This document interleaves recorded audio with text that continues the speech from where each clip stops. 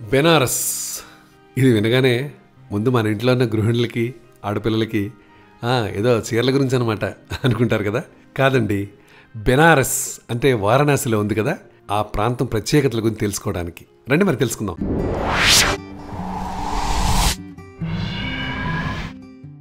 మన దేశంలో ఎక్కువ మంది యాత్రికులు సందర్శించే నగరం వారణాసి కదా.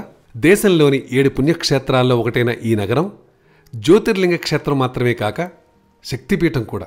ఆధ్యాత్మిక భావాలున్న హిందువులందరూ ఈ నగరంలో ఇక్కడి దైవం విశ్వనాథుడి సమక్షంలో తుది శ్వాస విడవాలని, ఇక్కడి మట్టిలో కలిసిపోవాలని కోరుకుంటుంటారు. ఇక్కడ ప్రవహిస్తున్న గంగానది పరమశివుడి దైవత్వానికి ద్రవరూపమని భక్తులు విశ్వసిస్తుంటారు.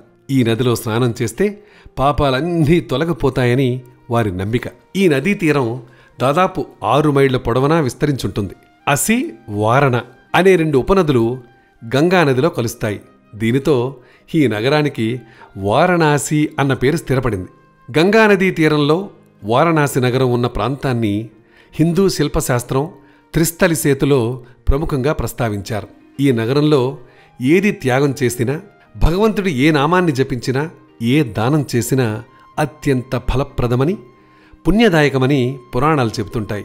కాశీ విశ్వనాథుడి సమక్షంలో 3 రోజులు ఉపవాసం ఉండి 3 రాత్రులు గడిపితే కనుక వేల జన్మల పాపాల నుంచి విముక్తి లభిస్తుందని హిందువుల ప్రగాఢ విశ్వాసం. అవిముక్త, వారణాసి, కాశీ అన్న పేర్లతో పిలువబడుతున్న ఈ పుణ్యభూమి దాదాపు 3000 సంవత్సరాల క్రితం నుంచే శివపూజకు కేంద్రంగా భాసిల్లుతోంది. ఇక్కడ కొన్ని భవనాలు 16వ శతాబ్దపు ముందు కాలం నాటివైతే 11వ శతాబ్ది కాలంలో ఈ నగరంపై దండెత్తిన ముస్లిం సేనలు ఇక్కడి పురాతన ఆలయాలను ధ్వంసం చేసి వాటిపై మసీదులు నిర్మించాయి. ఈ నగరంపై 1194లో దండెత్తిన కుతుబుద్దీన్ ఐబక్ సేనలు దాదాపు 1000కి పైగా ఆలయాలను ధ్వంసం చేశాయి.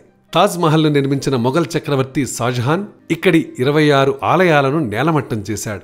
నగరంలోని ప్రధాన శివాలయం జ్యోతిర్లింగ విశ్వనాథాలయం స్వర్ణమందిరం అసలు స్థలానికి కొద్ది దూరంలో 1776లో పునర్నిర్మితమైంది. ఈ ఆలయ అసలు స్థలంలో ఉన్న మసీదు జ్ఞానవాపి మసీదుగా ప్రసిద్ధి చెందింది. ఈ మసీదు పక్కనే ఉన్న జ్ఞానవాపి బావి వారణాసి నగరంలోని ఆధ్యాత్మిక క్రతువులకు కేంద్రంగా నిలుస్తోంది. ఈ జ్ఞానవాపి బావిని శివుడు తన కోసం స్వయంగా తవ్వుకున్నట్టు స్థల పురాణం చెబుతోంది. ఈ బావిలోని జలాలు జ్ఞానాన్ని కలిగిస్తాయని, అందుకే దీనిని జ్ఞానవాపి బావి అని పిలుస్తుంటారని తెలుస్తోంది. కాశీలోని మరో ప్రముఖ ఆలయం బిందు మాధవ ఆలయం. నాటి ముస్లిం సేనల దాడుల్లో ధ్వంసమైన ఈ ఆలయం స్థానంలో ఇప్పుడు అలంగీర్ మసీదు మనకు కనిపిస్తుంటుంది. హిందువుల విశ్వాసాల ప్రకారం కాశీనగరంలో ఈ మందిరాలన్నింటినీ సందర్శించుకునేందుకు మనకు జీవితకాలం సరిపోదు. ఎవరైనా ఈ మందిరాలను సందర్శించాలనుకుంటే ఈ పవిత్ర నగరానికి చేరుకుంటే చాలు, ఇక జీవితంలో ఇక్కడి నుంచి తిరిగి వెళ్ళలేరు. ఇక్కడ అధిక సంఖ్యలో అత్యంత సుందరమైన ఆలయాలున్నాయి. వీటిలో కొన్నింటికి దేశంలోని ప్రముఖ తీర్థయాత్ర కేంద్రాల పేర్లను పెట్టారు. ఉదాహరణకు రామేశ్వరం, ద్వారక, పూరి, కాంచీపురం.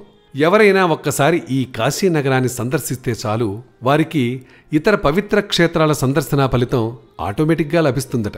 ఎక్కువ మంది యాత్రికులు ఈ నగరంలో కేవలం కొద్ది రోజులు లేదా కొద్ది వారాలే ఉంటారు. అయితే మరికొందరు తమ శేష జీవితాలను ఈ పవిత్ర నగరంలో గడపాలన్న ఉద్దేశ్యంతో ఇక్కడ చేరుకుంటుంటారు. కాశీలో నివసించి ఇక్కడి మట్టిలో కలిసిపోవాలన్న లక్ష్యంతో చేరుకునే వారిని జీవన్ముక్తులని పిలుస్తుంటారు.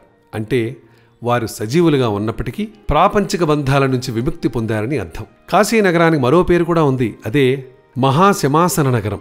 ఈ నగరంలో విశ్వనాథుడి సన్నిధిలో తనువు చాలిస్తే పునర్జన్మరాహిత్యమైన మోక్షం లభిస్తుందని హిందువులు విశ్వసిస్తుంటారు. ఈ నమ్మకంతోనే వయోవృద్ధులు ఇక్కడికి తరలి రావడంతో పాటు దూర ప్రాంతాల్లో మరణించిన వారి మృతదేహాలను ఇక్కడికి తరలిస్తుంటారు. వాటికి ఇక్కడి మణికర్ణిక, ఇతర శ్మశాన వాటికల్లో అంతిమ సంస్కారాలు నిర్వహిస్తుంటారని, అంటే గంగానదీ తీరంలో 5 ప్రధాన, 88 చిన్న తరహా శ్మశాన వాటికలు, స్నానఘట్టాలు ఉన్నాయి. Benaras the city of light అన్న పుస్తకంలో డయానా ఎక్ పేర్కొన్నారు. కాశీనగరంలో మరణం అంటే ఏమాత్రం భయం అవసరం లేదు. యముడికే వణుకు తెప్పించే విశ్వనాథుడు కొలువున్న కాశీనగరంలో మరణించటం అంటే జీవన్ముక్తి పొందటమే. ఈ పవిత్ర నగరానికి 5 మైళ్ల విస్తీర్ణంలో ఉన్న మార్గాలను పంచకోశి పరిక్రమ మార్గాలుగా అభివర్ణిస్తుంటారు. ఈ 55 మైళ్ల పొడవైన పంచకోశి పరిక్రమ మార్గంలోని 108 ఆలయాలను సందర్శించడానికి యాత్రికులకు కనీసం 5 రోజులు పడుతుందట. ఈ మార్గం మొత్తం నడవలేని వారికి పంచక్రోశి ఆలయాన్ని సందర్శించినా పూర్తి ఫలం లభిస్తుందని పెద్దలు చెబుతుంటారు. ఈ మందిరం చుట్టూ ప్రదక్షిణ చేస్తున్నప్పుడే మొత్తం 108 దేవాలయాల ప్రదక్షిణ ఫలితం మనకు అనుభవంలోకి వస్తుందట. కాశీనగరంలో యాత్రికులు చేసే మరో పని నగర ప్రదక్షిణ. 2 రోజులు పట్టే ఈ నగర ప్రదక్షిణలో మనకు దాదాపు 72 మందిరాలు తారసపడతాయి. కానీ పవిత్ర నగరంగా మనం చెప్పుకుంటున్న కాశీనగరం ఇప్పుడు అత్యంత రద్దీతో, శబ్ద కాలుష్యంతో మురికి నగరంగా మారిపోయింది. వాస్తవానికి వారణాసి నగర సౌందర్యం అంతా అక్కడి పర్వత శిఖరాలు, చుట్టూ ఉన్న అరణ్య ప్రాంతాలు, ప్రకృతి సిద్ధంగా ఏర్పడిన తటాకాలు, వాటి చుట్టూ ప్రవహించే పవిత్ర గంగానదీ జలాల్లోనే ఉంది. గౌతమ బుద్ధుడు, మహావీరుడు, కబీర్, తులసీదాస్, శంకరాచార్యులు, రామానుజులు, పతంజలి వంటి మహాపురుషులు ధ్యానముద్రలో గడిపిన అత్యంత పవిత్ర నగరం వారణాసి. భూమండలంలోని సందర్శనీయ పవిత్ర నగరాల జాబితాలో ఈ నగరం తన ప్రస్థానాన్ని కొనసాగిస్తూనే ఉంది. ఏది ఏమైనా తొలిసారి వారణాసి నగరాన్ని సందర్శించిన వారు తమకు తాము ఒక రకమైన ప్రశాంతతను, ఆధ్యాత్మిక ఆనందాన్ని పొందుతారనటంలో ఏమాత్రం సందేహం లేదు. చూశారంటే ఎంత అద్భుతంగా ఉందో, ఎంత ఆసక్తికరంగా ఉందో. ఇలాంటి అంశాలు మా దగ్గర చాలా ఉన్నాయి. అవన్నీ కూడా మీరు తెలుసుకోవాలనుకుంటే మా ఛానల్ని మీరు సబ్స్క్రైబ్ చేసుకోండి, అనేక విషయాలను తెలుసుకోండి. అంతేకాదు దాంతోపాటు మీ సలహాల్ని, సూచనల్ని కూడా మాకు పంపిస్తారు కదా.